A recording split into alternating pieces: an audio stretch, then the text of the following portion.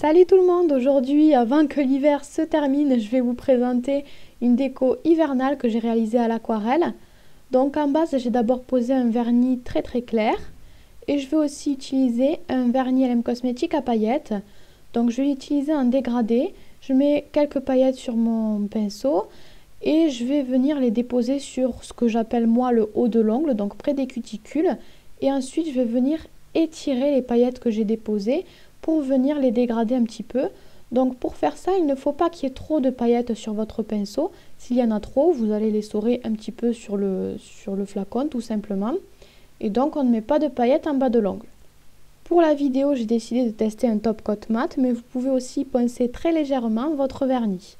Donc par contre, il faut absolument soit poser votre top coat mat, soit poncer le vernis, soit mettre de la peinture acrylique, mais l'aquarelle n'accroche pas sur un vernis laqué.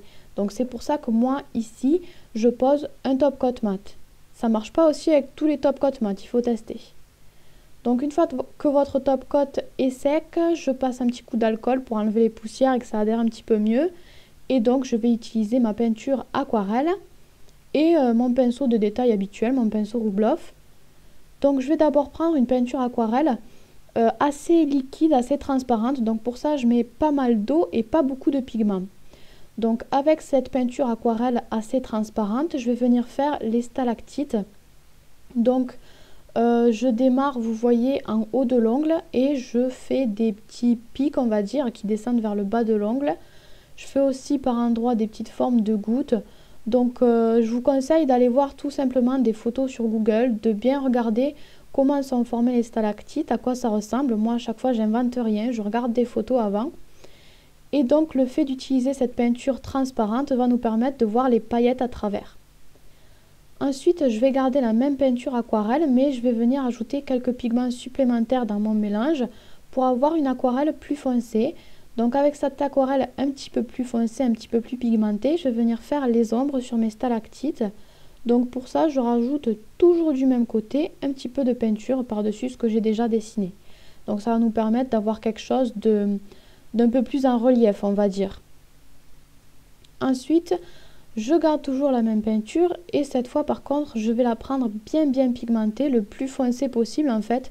Donc je mets très peu d'eau, je mets juste ce qu'il faut d'eau et je mets beaucoup de couleurs, beaucoup de peinture dedans. Donc comme ça, je vais avoir quelque chose de très foncé pour venir faire mes contours. Donc vous voyez, je repasse partout, tout autour de mes stalactites. Et vous voyez que j'ai utilisé donc une seule couleur d'aquarelle. Je travaille juste sur le dosage. Ensuite, j'utilise de l'acrylique blanche. Et donc avec la peinture acrylique, je vais venir faire des petites étoiles.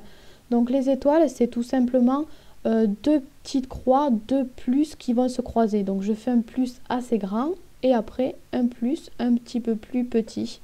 Donc les deux croix se croisent et ça forme une petite étoile qui scintille. Il faut essayer de faire des traits assez fins aussi, c'est mieux.